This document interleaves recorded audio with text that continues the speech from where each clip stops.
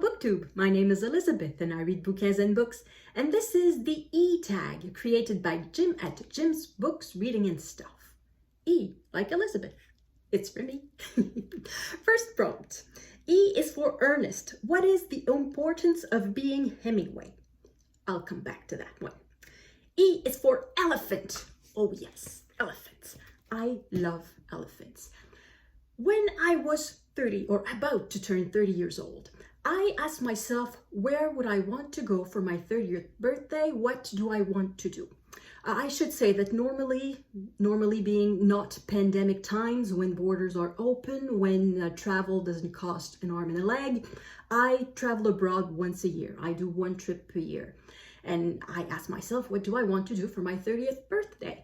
And I thought, I want to see elephants. So that's what I did. I booked a place on a safari in Southern Africa. So we started, I should say, in Cape Town, South Africa, and then we went north up the west coast of Africa.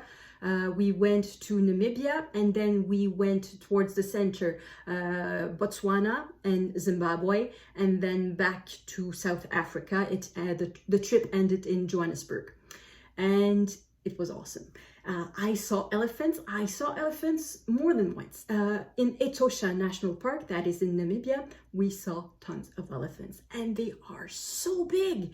There's a watering hole famously at Etosha, and that is where we go to see most of the animals. So we could see zebras, and we can see antelopes, and we could see rhinoceroses. Don't try. It's a word impossible to pronounce in English. So the rhinoceroses, the rhinos, they looked huge beside the zebras.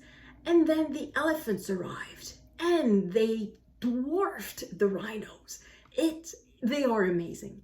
And I also saw elephants, a bit sadly, I should say, in Zimbabwe. There was, we had the opportunity to do a few activities, and one of them was riding elephants, and I signed up for it. I thought, elephants, great. And we were told that this was a sanctuary and that the elephants had been saved from poachers or something like that. So I went rather innocently, but when I arrived there, I realized that I didn't want to be there. It was animal abuse. These poor elephants, maybe they're alive, but their life will be to carry tourists on a closed circuit in a line. And beside us, there was a little elephant, a baby elephant that was just wandering around, staying close to his or her mother. And the life of that little elephant will be to cater to tourists. And it was the saddest thing. And I had to smile for the guide. I couldn't really tell the guide, I think you should lose your job.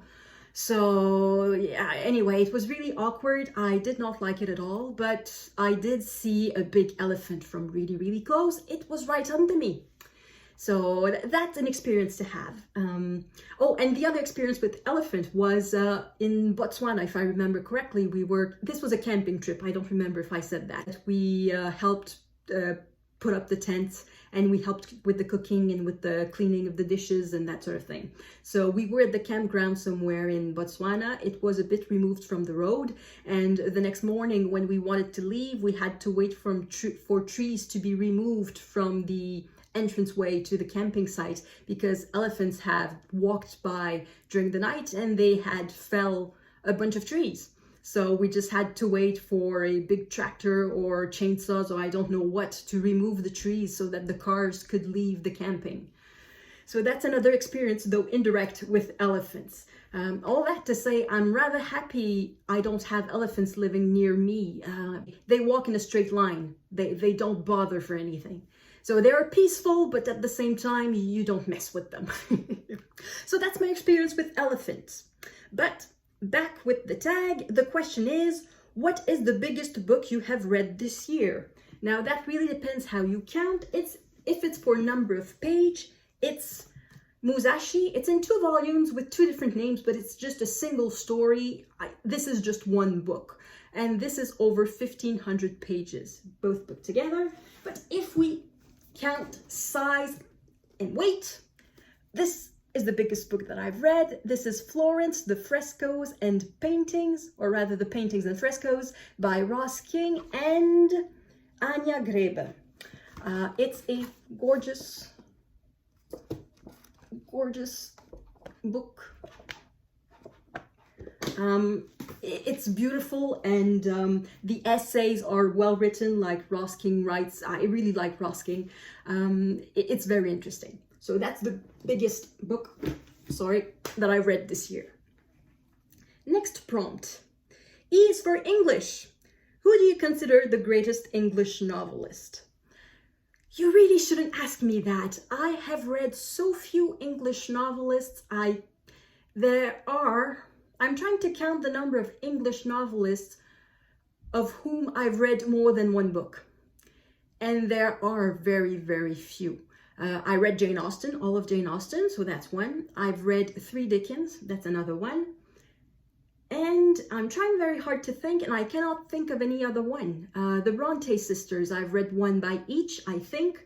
I've never read Trollope, I've never read Shaw, I've never read Virginia Woolf, I've never read, who else I haven't read? There's so many I haven't read any or not more than one that it's very hard for me to say who is the greatest. I've never read George Eliot. I've never read, anyway, so many I haven't read. So I'm going to answer Jane Austen because given that it's the one that I've read the most, it's the only answer I can honestly give, but it's really not an answer that is worth anything because my sample is so small. If English is not your first language, yep. What was the first book you read in English? I don't remember. I remember reading my first book in English. I remember how proud I was. I was in high school. I think I was second year of secondary school. So that means I would have been 13 years old. And it's a book that I had picked in the school's library. And I don't remember what the title was. I don't remember who the author was. I'm pretty sure it was something for young adults, something for teenagers. I vaguely remember that it was the story of 2 friends, one of whom was sick, was in the hospital. I think he had cancer. And I don't remember at all how it ends. I don't remember if he lives or if he dies, if they remain friends, I don't remember anything. I just remember that this was the first book that I've read in English on my own. And I'm going to go back to the first question, which was, E is for Ernest. What is the importance of being Hemingway? If the question was, what is the first book that you read in English? That was not a young adult book. That was not a children's book. That was a book of literature, and that was not mandatory reading for a class. The answer would be Hemingway. I think, if I remember correctly, that the first book that I read on my own, for my own pleasure in English, was A Farewell to Arms by Hemingway. So that's the importance of Hemingway for me. Okay, and that I'm going to group a bunch of questions because it's all the same answer, unfortunately. E is for Elantris. What is your favorite book or series by Brandon Sanderson? E is for Elf. What is your favorite fantasy creature? E is for Extraterrestrial. What is your favorite book about another world? I don't really read fantasy or science fiction. My sample, the books that I've read, it's such a small sample, I cannot really give an answer to any of this. I've never read Brandon Sanderson, so that's when I have really no answer for that. And for the others, all the fantasy and science fiction I've read in my life, I can give you the exact list. I've read The Hobbit by Tolkien. I've read the 7 Harry Potter books.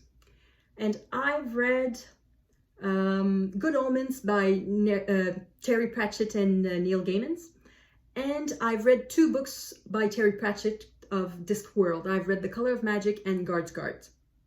That's it. So it's really such a small sample. I cannot give credible answers, valid answers to these questions.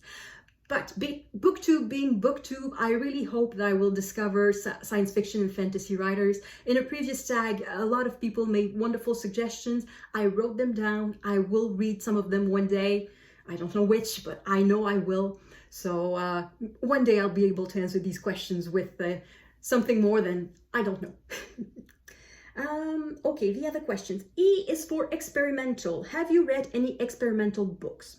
My only experience with experimental books is Georges Perec.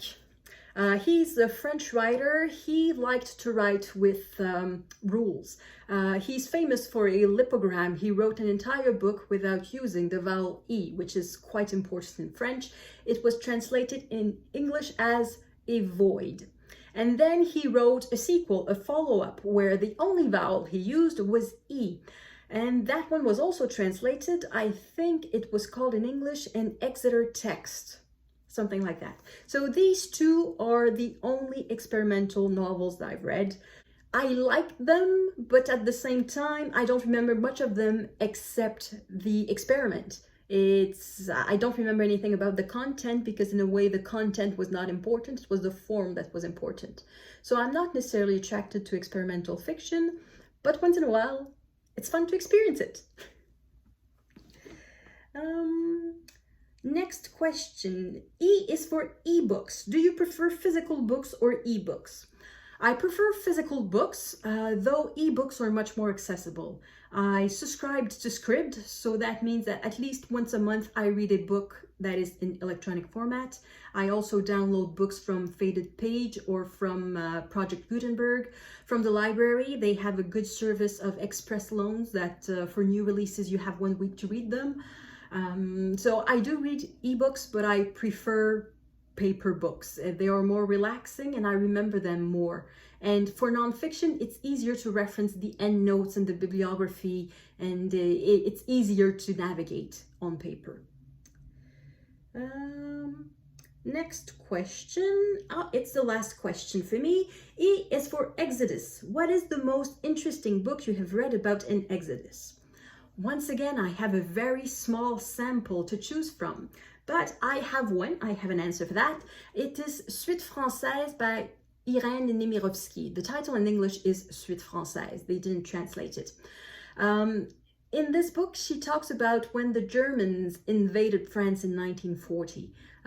France and Germany had been at war since 1939, but not much happened in 1939. And then in the spring of 1940, the Germans decided, okay, we're going to Paris, and they arrived in Paris in 6 weeks. And Paris evacuated. There was a massive exodus towards the south. People on the road, walking in carts, with donkeys, with cars, with bicycles, with anything, completely disorganized, people losing luggage along the way, utter chaos. So it was an exodus, though it was rather brief because it turned out that the Germans did not kill everyone in Paris. So people went back and tried to live a normal life, as normal as it could be under the very weird and cruel rule of the Nazis. So that's a very good book about the exodus that was created in 1940. You probably wonder if Irène Nemirovsky survived the war. The answer is no. She was a Jew and she was sent to a concentration camp. She was murdered there and she obviously never came back. So, Suite Française. That was the end of the tag. I will do the F tag tomorrow, hopefully, if I'm brave enough. Thank you everyone for watching and see you in the next video. À la prochaine!